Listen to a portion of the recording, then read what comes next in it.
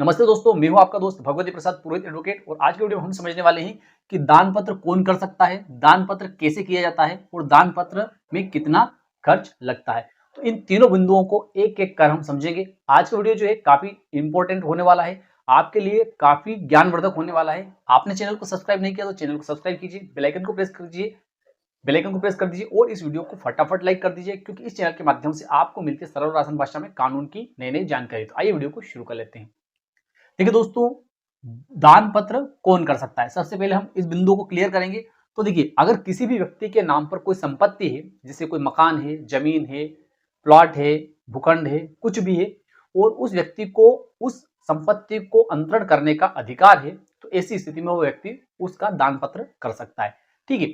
दूसरा सबसे महत्वपूर्ण बिंदु है कि दान पत्र कैसे किया जाता है। तो देखिए, संपत्ति अंतरण अधिनियम की धारा 122 और 123 ये कहती है कि अगर दान पत्र जो है वह अगर किया जा रहा है तो उसके लिए दो गवाहों का होना जरूरी है और उस दान पत्र का रजिस्ट्रेशन जरूरी है, अर्थात उसको उपपंजक कार्यालय में जाकर उसका पंजीयन करवाना चाहिए। वहां पर दो गवाहों को ले जाना चाहिए और उसके साथ साथ एक दान दाता और जो संपत्ति को देता है और एक दान ग्रहीता जो संपत्ति को प्राप्त करता है, दोनों की उपस्थिति वहां पर जरूरी है और कम से कम दो गवाह वहां पर जरूरी है। ठीक है।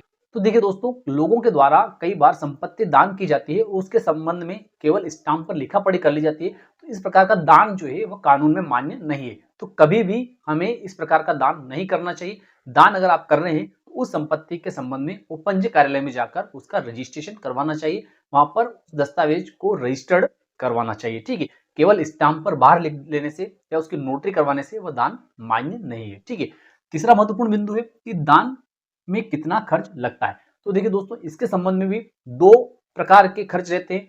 एक खर्च जो रहता है वह ये रहता है कि जितना खर्च रजिस्ट्री में लगता है उतना ही दान पत्र में भी लगता है, लेकिन दूसरा खर्च जो रहता है वह अलग है। क्योंकि दूसरा खर्च जो है वह कम है और वह अलग इसलिए क्योंकि अगर कोई व्यक्ति जो है अपनी किसी संपत्ति को अपने परिवार के लोगों को ही दान करना चाहते हैं, जैसे कि अगर कोई पिता जो है अपने पुत्र को कोई संपत्ति दान करना चाहता है, अपनी पुत्री को कोई संपत्ति दान करना चाहता है, कोई माता अपनी संपत्ति जो है अपने बेटे को अर्थात पुत्र को देना चाहती है या अपनी पुत्री को देना चाहती है, या कोई दादा जो है अपने पोते को या अपनी पोती को दान करना चाहते हैं, या पति अपनी पत्नी को कोई संपत्ति दान करना चाहता है, या ससुर अपनी बहू को कोई संपत्ति दान करना चाहता है, तो इस प्रकार का जो अंतरण रहता है, इस प्रकार का जो दान रहता है उसमें कम खर्च लगता है। अब ये कम खर्च कितना लगेगा इसके बारे में हम आगे समझेंगे।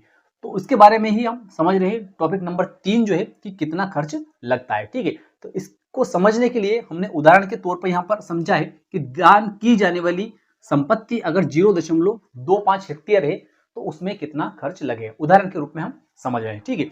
तो देखिए, इसके लिए सबसे पहले हमें यह समझना होगा कि वह संपत्ति जो है वह कौन से गांव में कौन से स्थान पर है। ठीक है। उस संपत्ति को समझने के बाद में उसकी गाइडलाइन देखनी पड़ेगी हमें, वहां की उस गांव की या उस शहर की या उस स्थान की गाइडलाइन हमें देखनी पड़ेगी। अगर आप आपकी संपत्ति की गाइडलाइन देखना चाहते हैं तो इसके लिए मैंने एक अलग से वीडियो बना रखा है, आप आई बटन में जाकर भी उस वीडियो को देख सकते हैं, या फिर इस वीडियो के अंत में या इस वीडियो की डिस्क्रिप्शन में गाइडलाइन कैसे देखी जाती है उसका वीडियो आपको मिल जाएगा। तो देखिए, अगर मान लेते हैं कि किसी गांव में किसी जमीन की गाइडलाइन जो है, जैसे मान लेते हैं कि जमीन अगर 1 हेक्टेयर है, ठीक है, और उसकी गाइडलाइन जो है अगर 12 लाख रुपए, कितनी है, 12 लाख रुपए, तो इसकी गाइडलाइन कितनी होगी। तो देखिए, इस जमीन का सरकारी मूल्य निकालने के लिए हमें क्या करना पड़ेगा कि जैसे मान लेते हैं कि 1 हेक्टेयर जो है 1.00 हेक्टेयर जो है इसका मूल्य अगर 12 लाख रुपए है, ठीक है, तो इसका मूल्य कितना होगा। तो 1 हेक्टेयर का मतलब होता है कि 100। ठीक है। 1 हेक्टेयर मतलब होता है 100 और ये कितना होता है, इसका मतलब होता है 25। ठीक है। तो हमें क्या करना पड़ेगा कि इस 12 लाख में हमें 100 से भाग देना पड़ेगा। क्या करना पड़ेगा, 12 लाख में हमें 100 से भाग देना पड़ेगा। तो 12 लाख में हम 100 से भाग देंगे तो इस जीरो से इस जीरो, इस जीरो से इस जीरो को हमने काट दिया। अब यहाँ पर आ गया है इकाई, दहाई, सैकड़ा, हजार, 10,000, 12,000। ठीक है। तो अब ये 12,000 जो गाइडलाइन आई है ये कितने की आई है, ये 1 की आई है। कितने की, 1 की। 0.01 हेक्टेयर की गाइडलाइन जो आई है वह 12,000 आई है। ठीक है।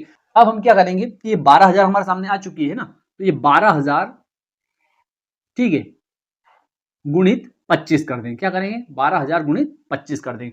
तो यहां पर जो आएगा, यहां पर जो मूल्य आएगा वह आ जाएगा इसका। ठीक है। सरकारी गाइडलाइन जो है इसकी सरकारी गाइडलाइन हमारे सामने यहाँ पर आ जाएगी।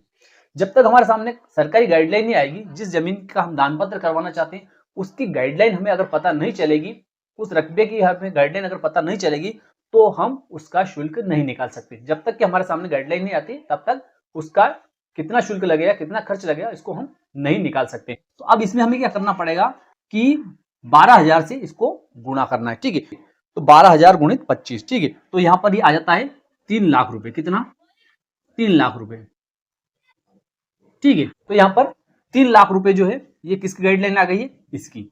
अर्थात जो 0.25 हेक्टेयर जमीन जो है, ठीक है, इसकी सरकारी कीमत जो है वह कितनी है? 3 लाख रुपए, ठीक है। अब 3 लाख के हिसाब से हमें दान पत्र का खर्च निकालना है, ठीक है। तो अब इसके लिए हमारे सामने ये कीमत तो आ गई है, ठीक है। अब हमें इससे ही चलना है। किससे चलना है? अब हमें केवल इससे चलना है। ये जो कीमत हमारे सामने आई है ना, इस 3 लाख से ही हमें चलना है। अब इस 3 लाख से कैसे चलेंगे हम? तो सबसे पहले हमें निकालना रहेगा स्टाम्प शुल्क, ठीक है, स्टाम्प शुल्क।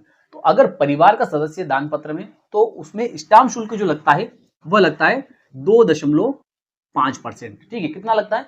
2.5%। उसके बाद में लगता है जनपद शुल्क, ठीक है। तो जनपद शुल्क जो लगता है वह लगता है 1%, ठीक है। ये किसका आएगा? ये जो गाइडलाइन है, सरकारी गाइडलाइन जो है उसका 2.5% और ये सरकारी गाइडलाइन जो है इसका 1%, ठीक है। तो पहले इसको निकाल लेते हैं। किसको? स्टाम्प शुल्क को निकाल लेते हैं। तो 3 लाख का 2.5% निकालना है हमें। क्या करना है? 3 लाख का 2.5% निकालना है, ठीक है। तो यह आएगा 7,500। कितना आएगा? 7,500। स्टाम्प शुल्क कितना है?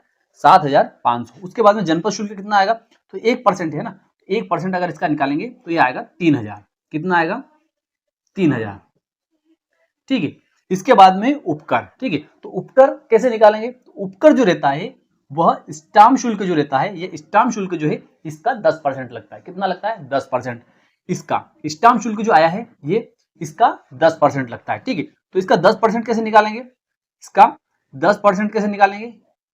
इसका 10% नहीं है ना, आपको ये देखना है कि इस गाइडलाइन जो है, इस गाइडलाइन का 10% नहीं है, यह स्टाम्प शुल्क जो है इसका 10% है। तो इसका 10% आ जाएगा 750 रुपए। कितना आएगा? इसका 10% आएगा 750 रुपए, ठीक है। अब इसके बाद में पंजीयन शुल्क। ये जो पंजीयन शुल्क जो है ना, पंजीयन शुल्क कैसे निकालेंगे?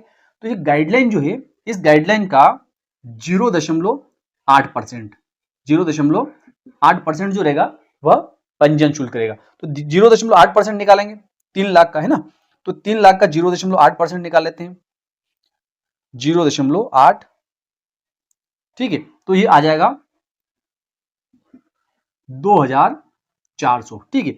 अब इसके बाद में कुल जोड़ देंगे, इसको कुल जोड़ देंगे, ठीक है। तो कुल जोड़ेंगे 7,500, ठीक है। इसके बाद में 3,000, इसके बाद में 750, ठीक है। उसके बाद में 2,400। तो इस प्रकार से कुल खर्च जो आया है वह है 13,650, ठीक है। अर्थात अगर किसी गांव की सरकारी कीमत जो है 1 हेक्टेयर की जो सरकारी कीमत है वह 12 लाख रुपए है, ठीक है। तो इस 12 लाख के हिसाब से 0.25 हेक्टेयर की गाइडलाइन जो होगी, सरकारी रेट जो होगी, वह कीमत कितनी होगी? 3 लाख रुपए होगी। और अगर 3 लाख रुपए अगर सरकारी कीमत है, तो 0.25 हेक्टेयर का अगर परिवार में दान किया जाता है तो उसके लिए जो कुल खर्च आएगा वह आएगा 13,650, ठीक है। तो मैं विश्वास रखता हूं कि आज का वीडियो आपको अच्छा लगा होगा। अच्छा लगा तो वीडियो को लाइक कर दीजिए, अधिक से अधिक लोगों तक इसको शेयर कर दीजिए। फिर मिलते हैं अगले वीडियो में, तब तक के लिए जय हिंद, जय भारत।